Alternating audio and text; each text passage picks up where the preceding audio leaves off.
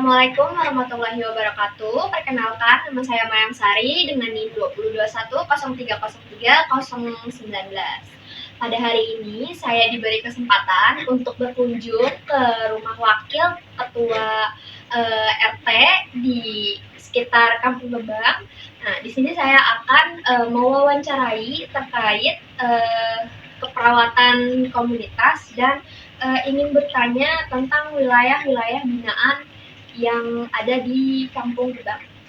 Nah, di sini kita sudah bersama dengan wakil ketua RT kita. Perkenalkan Ibu, saya Mayang Sari dari Universitas Esa Unggul. Tujuan saya kemari di sini ingin mewawancara Ibu terkait dengan wilayah binaan yang Ibu pimpin.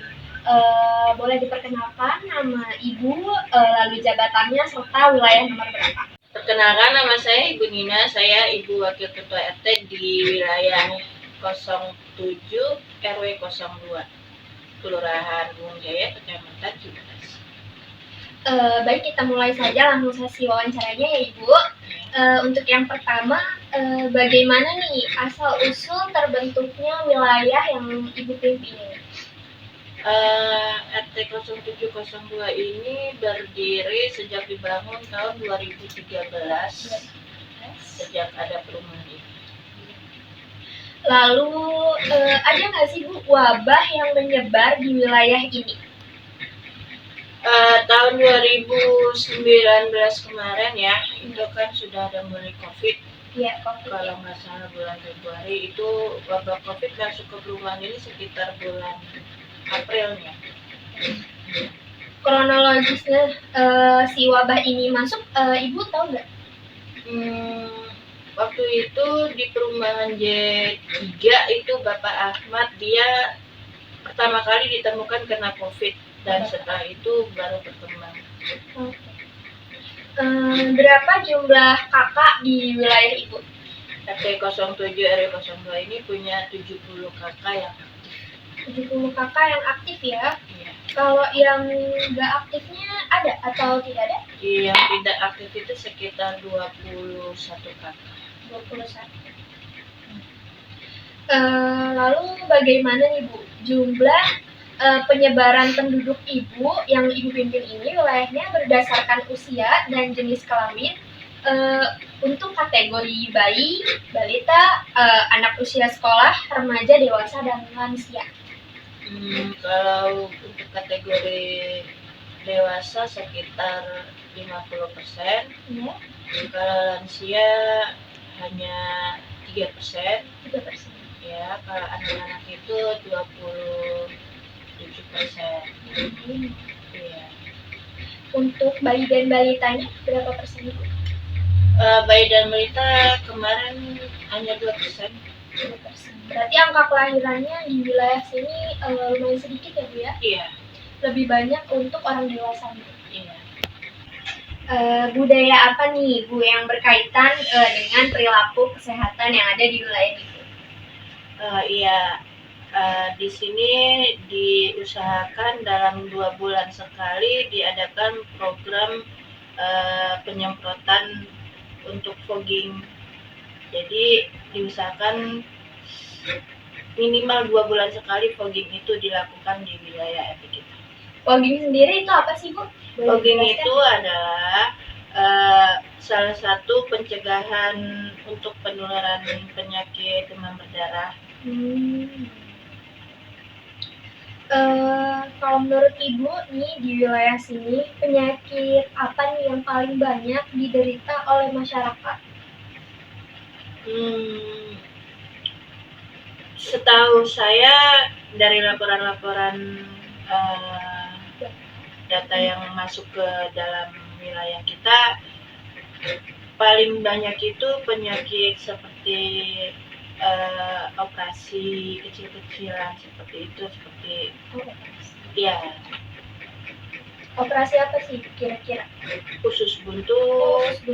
Ya, karena di wilayah kita ini kan tadi mayoritasnya 50% ya dewasa, jadi kebanyakan itu yang dari data kita masuk itu adalah banyak yang mengalami operasi usus buntu.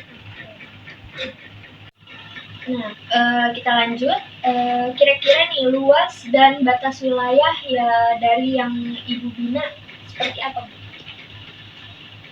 Saya nggak tahu ya luas wilayahnya ya, tapi di sini tadi ada 93 kakak, ada 9 blok.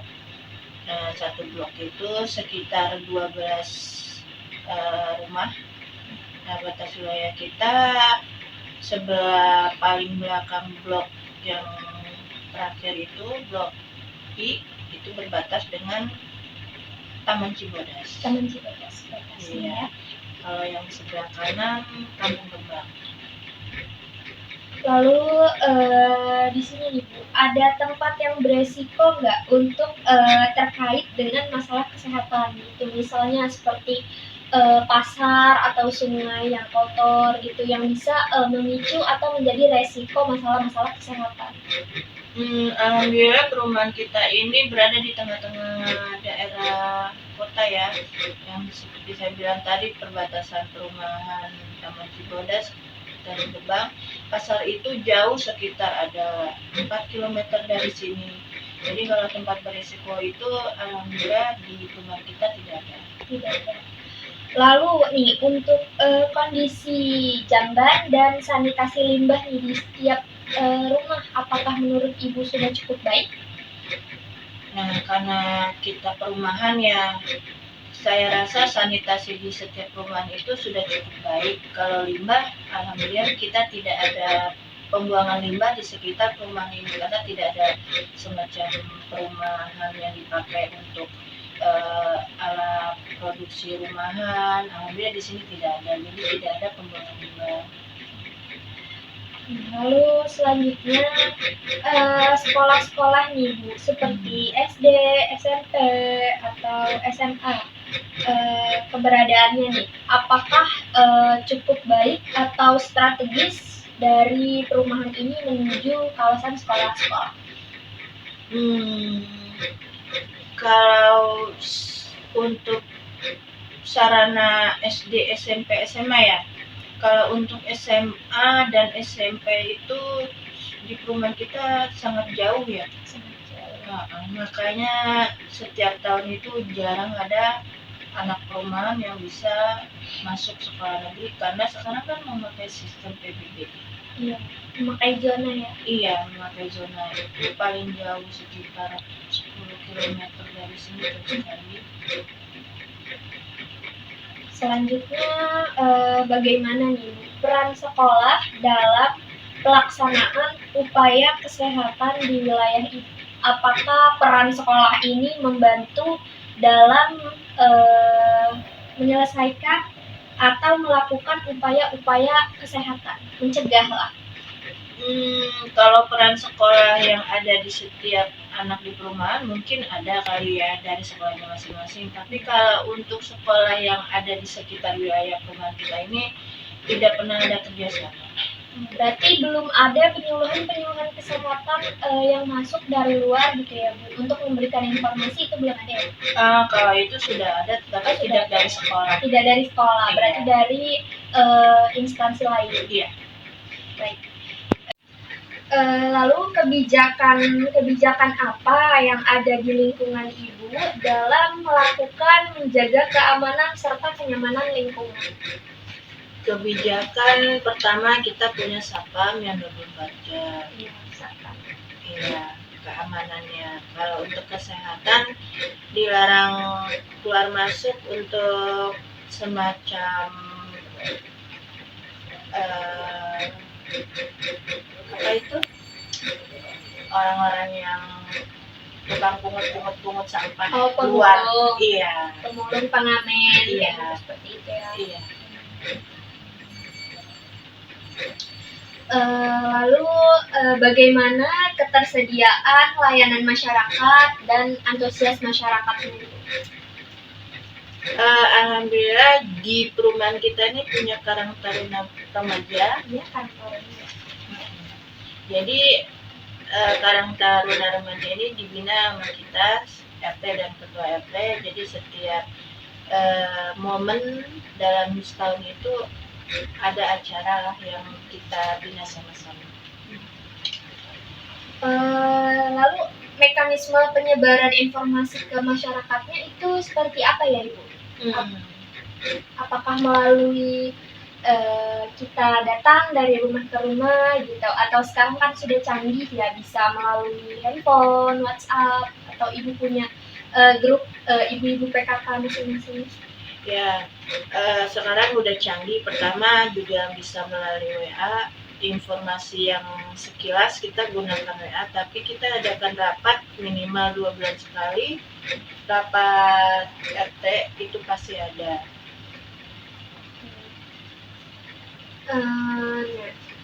Menurut data nih Bu, status ekonomi masyarakat di wilayah ini itu apakah standar atau berkecukupan, menengah ke atas atau ke bawah, dan profesi apa yang paling banyak digeluti di wilayah ini? Kalau dilihat dari data yang masuk, profesi dulu ya. Profesi itu kebanyakan adalah karyawan swasta. Kalau pegawai negeri itu sekitar 25%. Nah, untuk pertanyaan yang satunya, status ekonomi bisa dibilang standar ke atas. Nah, kita sudah masuk di pertanyaan terakhir. Untuk pertanyaan terakhir ini, ketersediaan sarana umum apa sebagai rekreasi di wilayah Ibu, serta antusias masyarakat dalam menyambut rekreasi yang ada di wilayah Ibu. Kita punya kafe di blok belakang, itu dibina oleh Karang Taruna remaja kita tadi. Jadi setiap malam minggu itu dibuka untuk umum, khususnya untuk perumahan kita, untuk orang tua atau anak-anak untuk gabung, ya bisa jajan, bisa disediakan juga organ tunggal yang dimiliki oleh perumahan kita juga. Nah, kita tadi sudah melewati beberapa pertanyaan ya, cukup komplit, sangat komplit malah menurut saya. Untuk jawaban yang Ibu berikan sudah jelas juga. Terima kasih Ibu karena sudah mau kita wawancarai untuk data. Kurang lebihnya saya mohon maaf apabila ada perkataan atau perilaku saya yang kurang berkenan di hati Ibu. Wassalamualaikum warahmatullahi wabarakatuh.